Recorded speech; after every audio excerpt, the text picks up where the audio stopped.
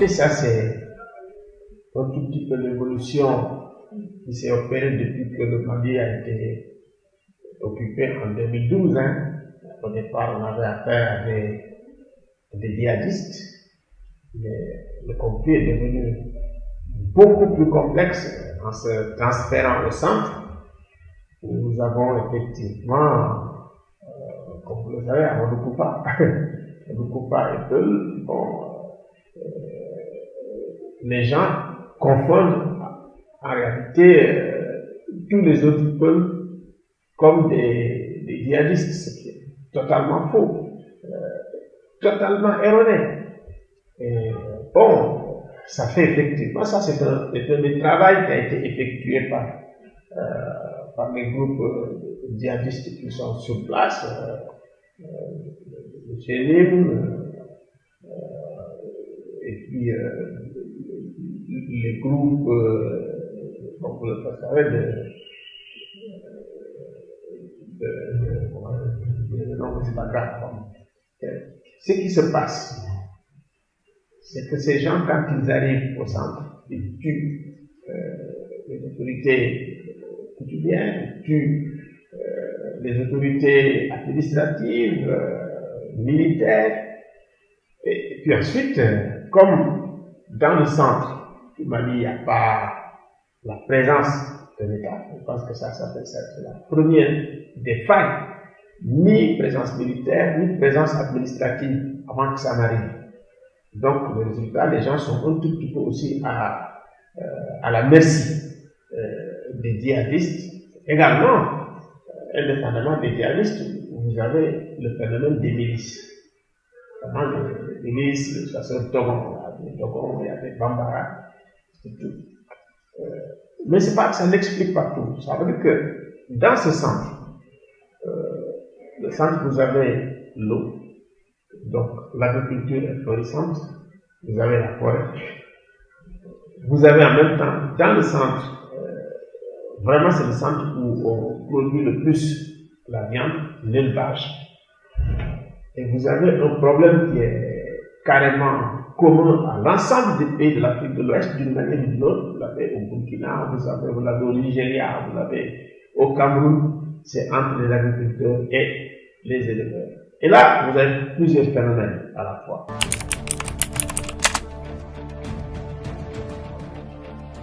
Un des phénomènes, c'est en réalité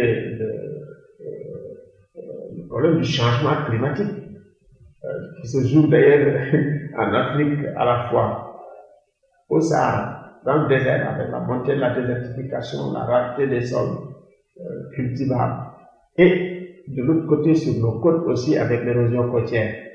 Mais le fait qu'il y ait la pression et qu'il y ait une compétition sur la terre, ça c'est un côté caché, mais c'est un côté réel qui sont là, qui font qu'avec l'agriculture, le business agricole, il y a la rareté des terres, compétition entre agriculteurs, qu'on trouve au Sénégal. Hein. D'ailleurs, j'ai vu dans le Wallon 2 personnes qui ont été tuées. J'ai dit, mais tiens, donc c'est pour ça que nous avons demandé à ce que cette question soit examinée. Mais en même temps, vous avez carrément une explosion de groupes armés, vous avez Barkhane, vous avez les musulmans, vous avez les djihadistes, et vous avez également les milices armées. Il y a les milices Dogon qui sont connues depuis longtemps, mais vous avez également des milices peuples qui tuent moins. Ce qui est arrivé à Ouagassabou montre plusieurs choses. Un, c'est le fait effectivement que les mécanismes d'alerte, il faut d'abord prévenir que les gens puissent aller jusque là-bas, tuer presque 160 personnes. Certains sont presque des gens de 2 ans, puis jusqu'aux gens de 98 ans. C'est un véritable massacre. Et donc, il y a une enquête qui a été faite par aujourd'hui la MINUSMA, la division de la protection et des droits de l'homme, par mon ami Ngepa, et effectivement, qui disent qu'il y a quand même des crimes contre l'humanité. Ce qu'il y a lieu de faire, nous on avait quand même communiqué là-dessus pour demander une enquête impartiale et que la justice que la justice malienne fasse son travail et que vraiment les auteurs de ces crimes abominables puissent être arrêtés, jugés et punis par la justice. Bon, nous avons entendu le procureur de la République au Mali vraiment prendre ses responsabilités et en parler. Donc, nous avons confiance parce que le grand problème aussi au Mali, c'est la question de l'impunité. L'impunité qui est un cancer, un véritable cancer au Mali. Du fait aussi de la faiblesse du système judiciaire. C'est au Mali, le système judiciaire n'est pas très fort.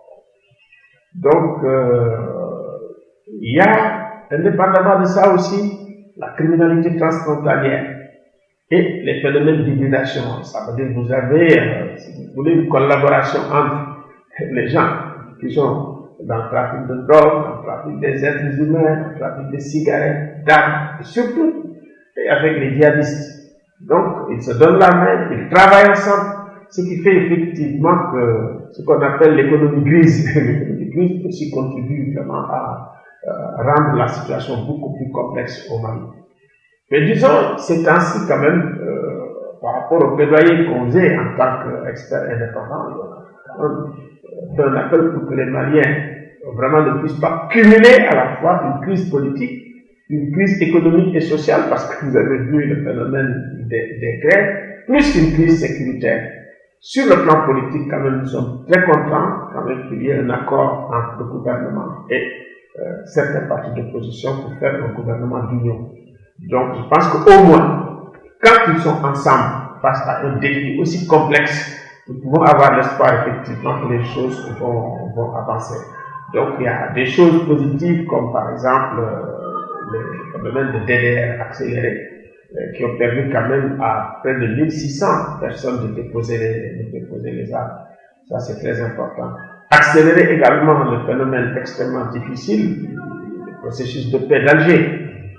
Ces temps-ci, il doit y avoir des réformes constitutionnelles extrêmement importantes qui permettent effectivement d'avancer. La situation au Mali est extrêmement complexe, le Mali est énorme. L'État n'a pas la capacité effectivement d'être présent partout, ni l'administration.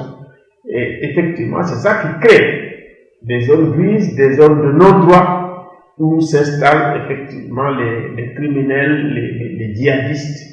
Et à partir de là, effectivement, ils attaquent les États. Vous touchez un sujet qui me semble extrêmement important pour l'Afrique de l'Ouest. Il n'y a pas que le Mali. Le Mali, c'est un verrou extrêmement important. Mais de plus en plus, effectivement, il y a des failles qui mènent vers le Burkina Faso. Et le Burkina aussi, avec ce qui se passe au nord, les gens veulent effectivement, si vous voulez, faire exploser le verrou burkinabé pour aller vers les côtes. Donc, aller vers le Bénin, aller vers le Togo, aller vers le Ghana, parce que ça aussi, ça fait partie des cibles. Et même le Sénégal n'est pas exclu, parce que chez nous aussi, les gens, je ne sais pas, ils le savent très bien, les autorités, les djihadistes sont à Kaï, dans la région de Kaï, au Mali. Donc, voilà une question qui mérite un examen tout à fait particulier et un examen exceptionnel de l'ensemble vraiment de nos autorités dans la sous-région. Donc, à plusieurs reprises, nous avons demandé un sommet extraordinaire pour le faire. Nous savons qu'à la CEDEAO, ils ont quand même un mécanisme d'alerte extrêmement performant. Ils sont dans plusieurs pays. Et tout ce qui se passe, qui puisse effectivement créer, si vous voulez, des menaces pour les États, généralement, ils font l'alerte. Mais ce que nous remarquons de façon globale, effectivement, dans la sous-région, c'est qu'il n'y a pas de réponse appropriée, il n'y a pas de réponse rapide. Ça veut dire quoi? Ça veut dire soit, des fois, ils tombent sur des fonctionnaires qui se disent, tiens, nous, on connaît la situation, on maîtrise la situation, tout est sous contrôle, et qui ne ramènent pas l'information là où il faut. Il me semble que les autorités doivent se réunir pour savoir, quand même, en cas d'alerte, quelles sont effectivement les autorités ou les responsables qui, dès que effectivement l'alerte est faite, que les États puissent prendre toutes les dispositions nécessaires. Parce que quand on regarde ce qui s'est passé à Ouagadougou, ce qui s'est passé à Koulongon, ce qui se passe souvent au Burkina Faso, ça arrive par surprise. Les gens ne sont pas au courant. Les États ne sont pas préparés. Ils n'ont pas pris les dispositions nécessaires pour faire face à cela. Alors que le problème, c'est d'anticiper sur les attaques. Empêcher que les attaques aient lieu. Mais ça demande quand même un système à la fois d'alerte précoce et de réponse rapide. Mais s'il y a une alerte précoce sans réponse rapide, c'est rien du tout. Donc nous attirons l'attention des autorités sur cela.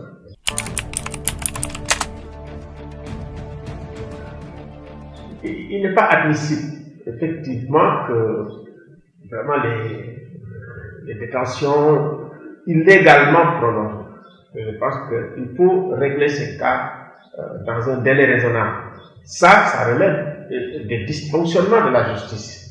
Et nous-mêmes, nous sommes en train de préparer un atelier avec des gens de l'UMS et certains de nos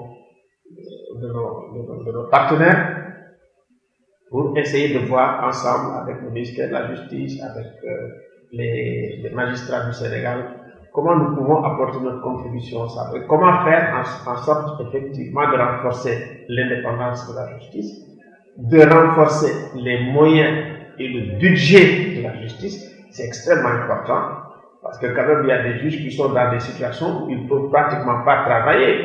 Ils n'ont pas des fois même les infrastructures, les ordinateurs, tout, parce qu'il faut aujourd'hui travailler avec les ordinateurs et le numérique. Suffisamment quand même bien payer les juges pour les mettre à l'abri de toutes sortes de tentations, c'est très important. Et en même temps aussi examiner les problèmes qui permettent effectivement d'avoir une bonne transparence, si vous voulez, dans le mécanisme de nomination et de sanction des juges. Et réexaminer aussi la composition de comment on appelle ça encore, du Conseil supérieur de la magistrature. Donc toutes ces questions-là, les discuter de façon sereine et puis avoir un chronogramme pour pouvoir les régler. Je pense que ça c'est très important. Mais nous avons tout ça là. Je pense qu'il n'y a pas si longtemps, les juges même s'étaient réunis, le ministère de la Justice, pour examiner la question de ces détentions prolongées. Donc ce qui veut dire que l'administration de la justice est particulièrement consciente et tente de trouver également des solutions, ce qui est une bonne chose, parce que nous sommes en train de suivre ça avec aussi beaucoup d'intérêt. Je sais qu'il y a quand même des propositions de réforme judiciaire qui avaient même été faites par Ismaël Madior, parce que nous avons organisé une audition pendant la campagne électorale sur la réforme de la justice avec tous les candidats qui étaient là.